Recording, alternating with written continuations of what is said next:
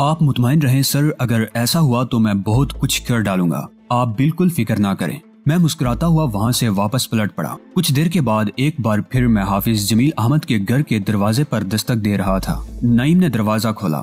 यहाँ मुझे निहायत इज्जतो एहतराम की निगाह से देखा जाता था। हाफिज साहब और उनकी बीवी तो मुझ पर निशान होने लगते थे। मेरी हर आमद पर वो लोग पहले से ज्यादा मोहब्बत का इजहार करते। उस वक्त फरीदा को भी देखा मैंने, जो घर के काम काज में मसरूफ थी। मुझे देखकर दोपट्टा सर पर ओढ़ लिया। हाफिज साहब कहने लगे, आइए मियाँ आइए आइए, खैरियत है? कोई खास बात? बस जरा फरीदा से कुछ गुफ्तगू करनी थी। अरे हाँ, अच्छा ये बताइए, खाना तैयार कराएं? नहीं, हमारे ये तमाम रस्मी सिलसिले बाद में सरअंजाम पाएंगे। इस वक्त मुझे कुछ काम करने हैं, उनके लिए आपसे इजाजत दरकार है। ठीक, मैं मुदाखलत नहीं करूंगा। फरीदा कमरे में पहुंच गई। मैं भी उसी कमरे में दाखिल हो गया। आज मैंने फरीदा के चेहरे पर एक अजीब सा सुकून देखा था। उसने निगाहें उठाई और मुझे देखती रही। क्या बात है फरीदा? मैंने सवाल किया। कुछ नहीं, बुरी बात। बाज शख्सियतें अजनबी होने के बावजूद इतनी कुर्बतें हासिल कर लेती हैं कि फिर अपना वजूद उनमें शामिल करना ही पड़ता है। जो बात दिल में आए खुल कर कह डालो, वरना अगर अपने दिल की बातें तुम मुझसे नहीं कहोगी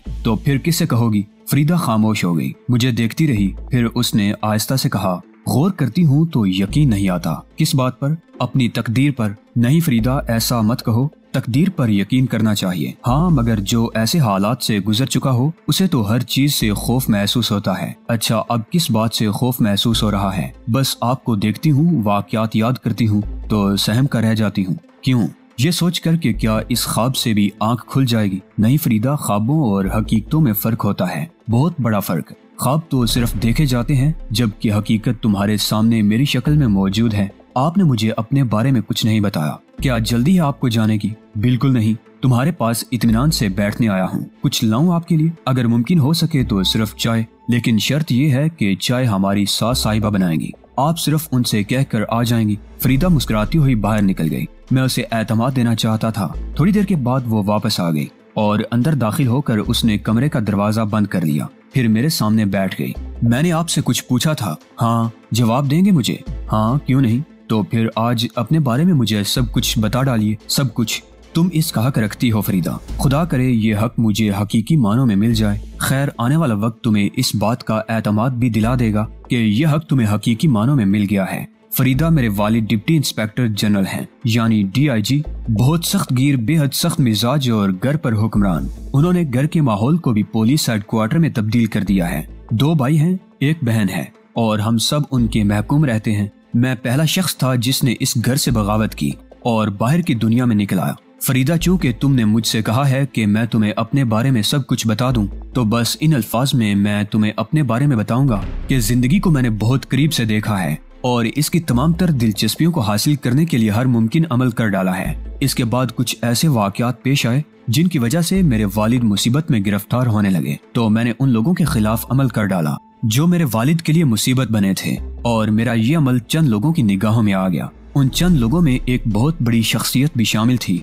और ये शख्सियत एक आला सरकारी ओहदेदार थी। उस शख्सियत ने मुझे एक सरकारी ओहदा पेश किया और बस उस ओहदे को हासिल करने के बाद मेरी जिंदगी के मशागल बदल गए। मेरे पास अल्लाह का दिया बहुत कुछ मौजूद है फरीदा, इतना है कि शायद मेरे वालिद सोच भी नहीं सकते। मेरे भाई वालिद की महकूमियत से खुश हैं और गालिबन उनका नुक्ता नजर ये है कि मुझे वालिद साहिब से दूर ही रखा जाए। मैंने भी इस पर कोई एतराज नहीं किया क्योंकि मेरी दुनिया उनसे बिल्कुल अलग है। और अब जो अहम बातें मैं तुम्हें बताने जा रहा हूँ फरीदा, वो एक एतमाद के तौर पर तुम्हें बता रहा हूँ। यहाँ मेरे मामू रहते थे और उनका नाम था इख्तियार हुसैन। ओहो, नईमा।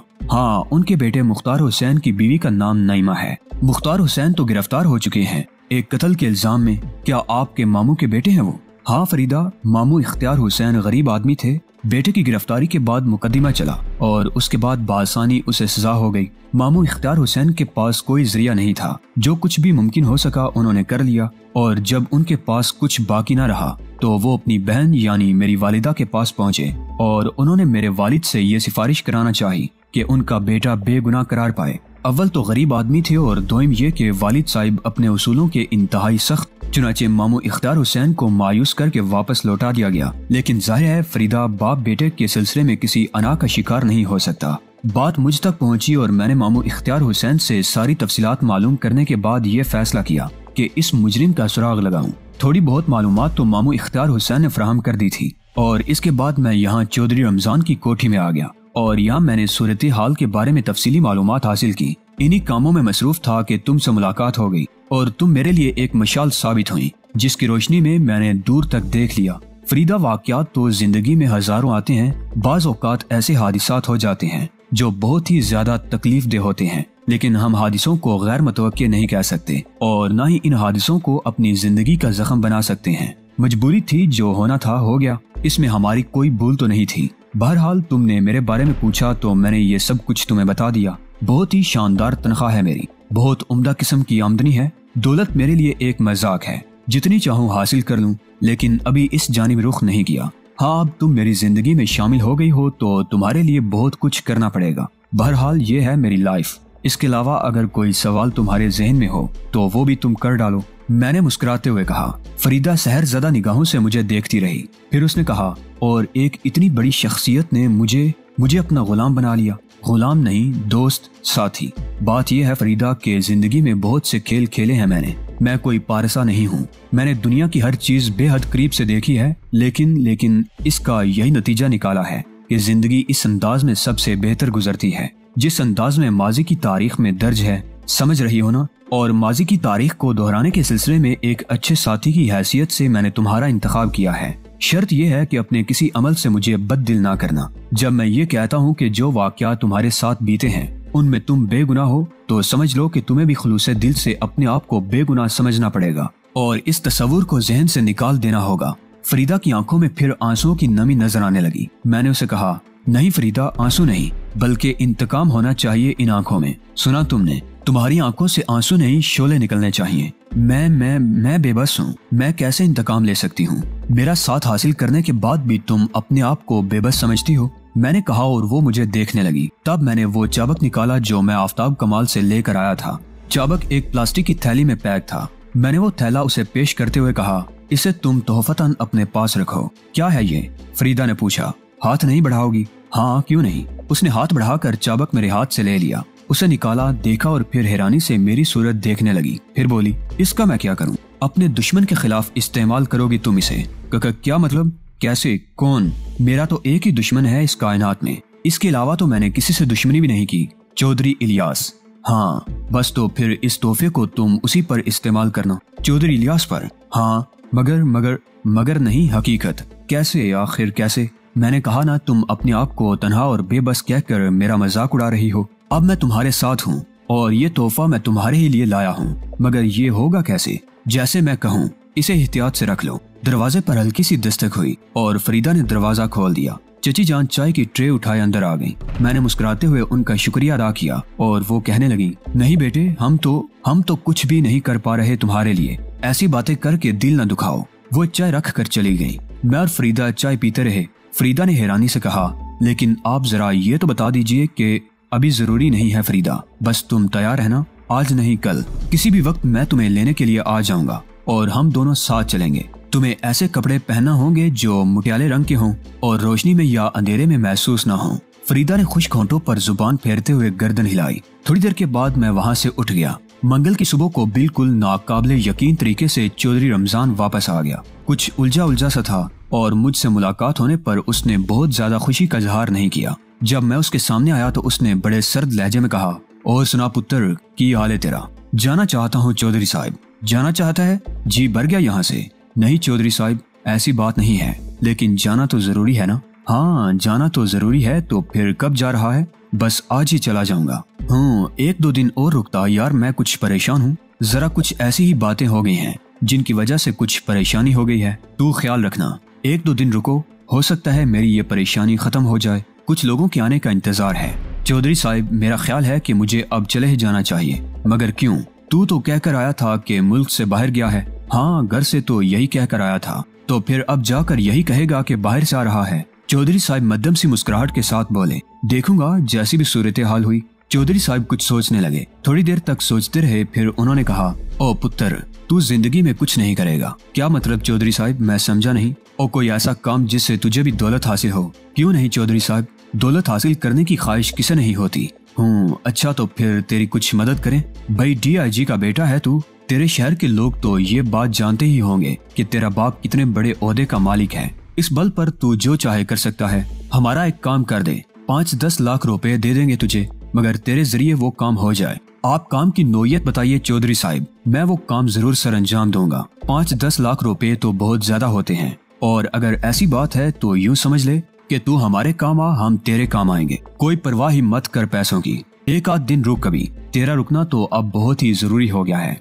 ऐसे काम मैं करता रहता हूँ चौधरी साहब, यूं ही थोड़े बहुत पैसे कमा लेता हूँ ऐसे कामों से। ओए तू पहले तो अपना चाचा से बात करता ना, ये हुई ना बात। अच्छा ठीक है, तुझे काम बताएंगे, आराम से रह, अभी भागने की कोई जरूरत नहीं। मैं खामोश हो गया। चौधरी रमजान खुद ही अपने अल्फाज के जाल में फंस गया था और मैंने उसे बता दिया था कि मैं ऐसे वैसे काम भी कर लेता हूँ, लेकिन इस तरह एक बात और हुई थी, वो ये कि अगर चौधरी रमजान को मेरी तरफ से खतरा भी था तो इस गुफ्तगू के बाद टल गया था। हो सकता है वो मेरी तरफ से बेइत्मीनानी का शिकार हो गया हो, लेकिन जब उसे ये अंदाजा हो गया कि मैं बिक जाने वाली चीज हूँ तो इत्मीनान भी हो गया होगा। बहरहाल आज का दिन बहुत सी अहमियतों का हामिल था। चौधरी साहब ने मुझसे बहुत ज्यादा देर तक बात नहीं की थी, अलबत्ता इतना जरूर कहा उसने, ओ तू करता क्या रहता है दिन भर?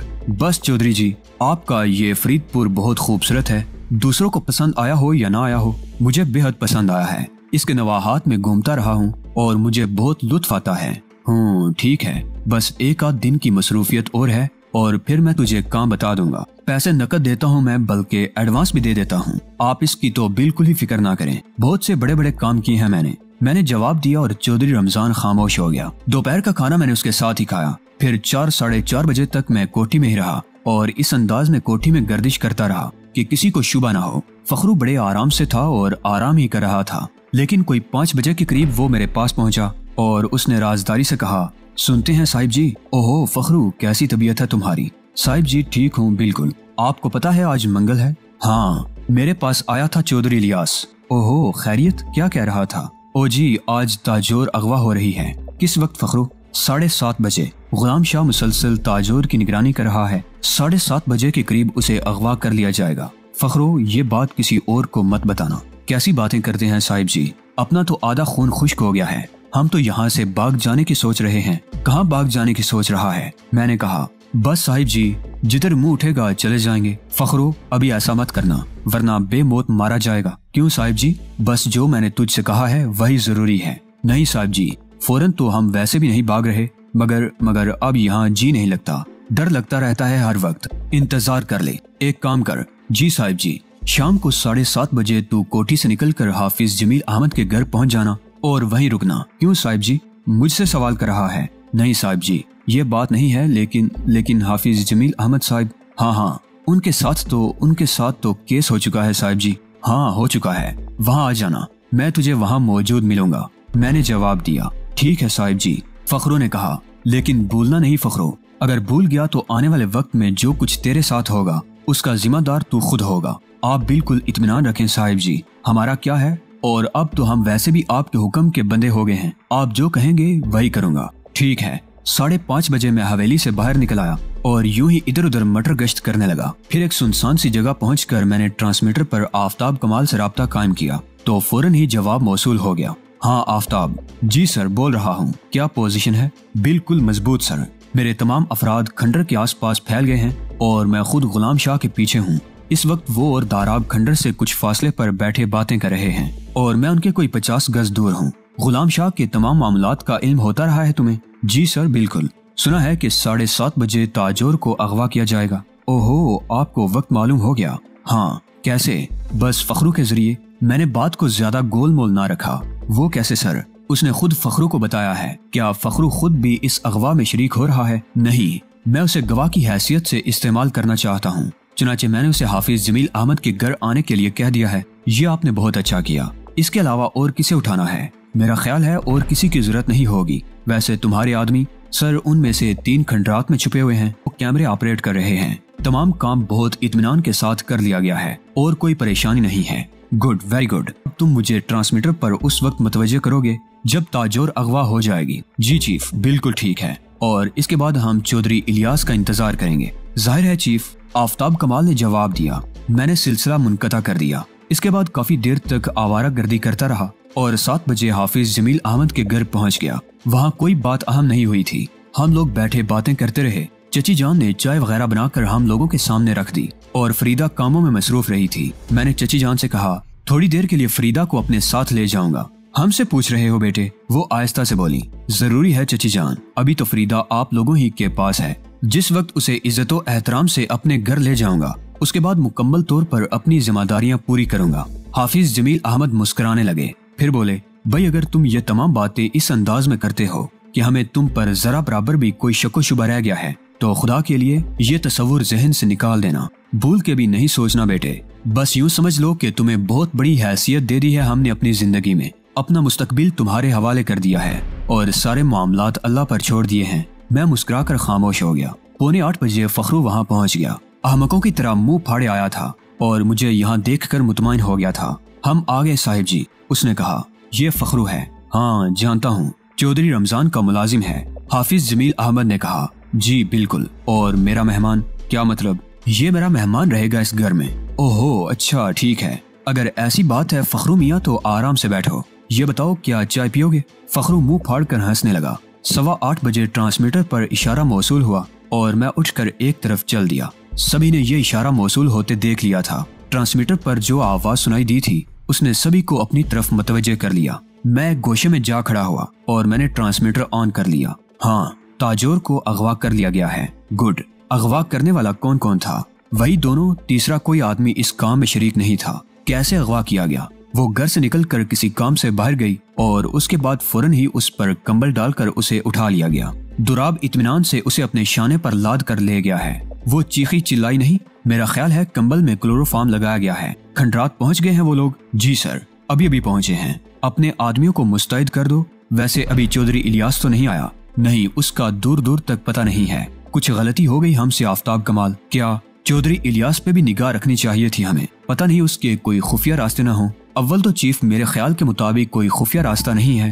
खैर मैं दावे से ये बात नहीं कह सकता, लेकिन एक बात और भी है, वो ये कि खंडरात में मेरे आदमी बिल्कुल मुस्तैद हैं। हर उस दाखिली दरवाजे से जहाँ से खंडरात में दाखिल हुआ जा सकता है हमारे आदमियों की निगाहों में है। इसके अलावा आपके इस खादिम ने एक आदमी चौधरी इलियास की हवेली पर भी छोड़ दिया है, जो चारों तरफ से उस हवेली की निगरानी कर रहा है और हर खुफिया रास्ते पर उसकी निगाह है। यानी हवेली से निकलने के बाद जो भी रास्ता खंडरात की तरफ आएगा वो शख्स चेक करेगा और फौरन ही मुझे ट्रांसमीटर पर चौधरी इलियास की आमद के बारे में इत्तला देगा। मैंने एक गहरी सांस ली और कहा, ये काम तुम ही कर सकते हो आफ्ताब कमाल। सर, आपका तरबियत याफ्ता हूँ, इसके अलावा क्या कह सकता हूँ? इसके अलावा कुछ ना कहो तो बेहतर है। तो फिर आपका क्या प्रोग्राम है? मेरा ख्याल है मैं थोड़ी देर के बाद पहुँच जाता हूँ, आधे घंटे के अंदर अंदर। वैसे भी वो जगह ज्यादा दूर नहीं है। आप उस समत से आइए जहाँ 3 दरख्त बराबर बराबर सर जोड़े हुए खड़े हैं। ठीक है, मुझे याद है वो पेड़। मैं वहीं मिलूंगा आपको और सूरत हाल से आगाह करूंगा। ओके। मैंने जवाब दिया और ट्रांसमीटर बंद हो गया। दूसरे लोग मुझे हैरान निगाहों से देख रहे थे। मैं उनके करीब पहुंच गया। फखरो चाय सुरख रहा था। उसे उन तमाम चीजों से कोई गर्ज नहीं थी, लेकिन हाफिज जमील अहमद और फरीदा मुझे देख रहे थे। मैंने फरीदा से कहा, फरीदा आपको मेरे साथ कुछ देर के लिए चलना है। जी जी मुझे पता है, जाइए फिर लिबास तब्दील कर लीजिए। फरीदा ने मुझे इशारा किया और मैं उसके साथ कमरे में पहुंच गया। उसने मुझे लिबास दिखाते हुए कहा, अगर आप इजाजत दें तो मैं ये कपड़े पहन लूं? हाँ हाँ ठीक है, कोई हर्ज नहीं है। हाँ वो चाबक साथ ले लेना, मैंने कहा। फरीदा सनसनी खेज निगाहों से मुझे देखने लगी। चाबक? हाँ, इसका क्या करेंगे? मैंने मुस्कुराकर फरीदा को देखा और फिर कहा, इसे साथ ले लेना फरीदा, जरूरत है। फरीदा खामोश हो गई थी। वो तैयार हो गई तो मैं उसे साथ लेकर चल पड़ा। फरीदा के चेहरे पर अजीब से तासुरात थे। हम जंगल में दाखिल हो गए। जब मैंने खंडरात का रुख किया तो फरीदा ने सहमे हुए लहजे में कहा, जहांगीर साहिब? ये साहिब क्या होता है? जहांगीर? उधर वो खौफनाक खंडरात हैं और आसेब जदा भी कहलाते हैं। उन्हीं आसेबों से मुलाकात करने चल रहे हैं, मैंने मुस्कुराते हुए जवाब दिया। फरीदा खामोश हो गई। कुछ देर के बाद हम मतलूबा जगह पहुंच गए। तो 3 दरख्त सामने नजर आ रहे थे जहां मुझे पहुंचना था। यहाँ आकर मैं खामोशी से खड़ा हो गया। आफ्ताब कमाल उन 3 दरख्तों में से एक दरख्त से नीचे उतरा था और फरीदा उसे देखकर सहम गई थी। ओ, बाबी भी साथ हैं। क्या पोजीशन है? अभी तक बिल्कुल दुरुस्त। अंदर के क्या हालात हैं? इतलात मिल रही हैं ट्रांसमीटर पर? हाँ, लड़की बेहोश है, उसे एक मेज पर लिटा दिया गया है। गुड। वैसे तुमने जगह बेहतरीन मुंतखब की है। जी हाँ चीफ, यहाँ से चारों तरफ नजर रखी जा सकती है। मेरे लिए और कोई हुक्म? नहीं, तुम अपनी पोजीशन संभाल लो, मैंने कहा और आफ्ताब कमाल वापस दरख्त पर पहुंच गया। फरीदा बहुत सनसनी का शिकार नजर आ रही थी। मैं उसे साथ लिए एक तरफ बढ़ गया और फिर मैंने बैठने के लिए एक जगह तलाश कर ली। फरीदा ने कहा, मुझे बहुत डर लग रहा है। क्यों? आखिर हो क्या रहा है? ये सब कौन है? और क्या आप ऐसे काम करते रहते हैं? मैं देख रही हूँ आपके चेहरे पर खौफ के कोई आसार नहीं है। मैं हंसने लगा। आपसे दरखास्त है मोहतरमा कि अब आप भी दलेर हो जाएं, क्योंकि हमारा वास्ता ऐसे हालात से पड़ता रहेगा। वो क्यों? इसलिए कि आपके शोहर का यही कारोबार है। ये तो बहुत खौफनाक है तो मुझे बताइए, आप किसी लड़की की बात कर रहे थे? हाँ, आपके साथी कह रहे थे कि वो बेहोश है और उसे मेज पर लिटा दिया गया है। किसी ताजोर नामी लड़की को जानती हैं आप? इश्तियाक चचा की लड़की है वो। उसे अगवा कर लिया गया है। क्या? फरीदा के मुंह से चीख निकल गई। मैंने जल्दी से उसके मुंह पर हाथ रख दिया। चीखिए नहीं, खुद को संभालिए। हाथ हटा लूं?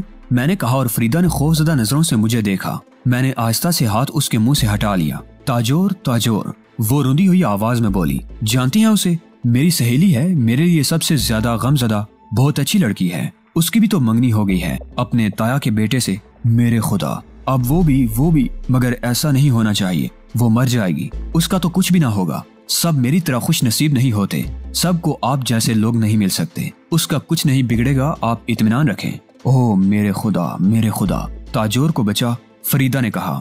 9:15 बजे दरख्त पर से आफताब कमाल ने मुझे ट्रांसमीटर पर मुखातिब किया। हाँ कहो। गुलाम शाह खंडरात से निकला है और शायद हवेली जा रहा है। ओह, इसका मतलब है? हाँ, मेरा ख्याल है अब वो चौधरी इलियास को ग्रीन सिग्नल देगा, तब चौधरी आएगा। कमबख्त बड़ी जहानत से काम करता है। कोई हुक्म चीफ? नहीं, उसे जाने दो। ओके। आफताब कमाल ने ट्रांसमीटर बंद कर दिया।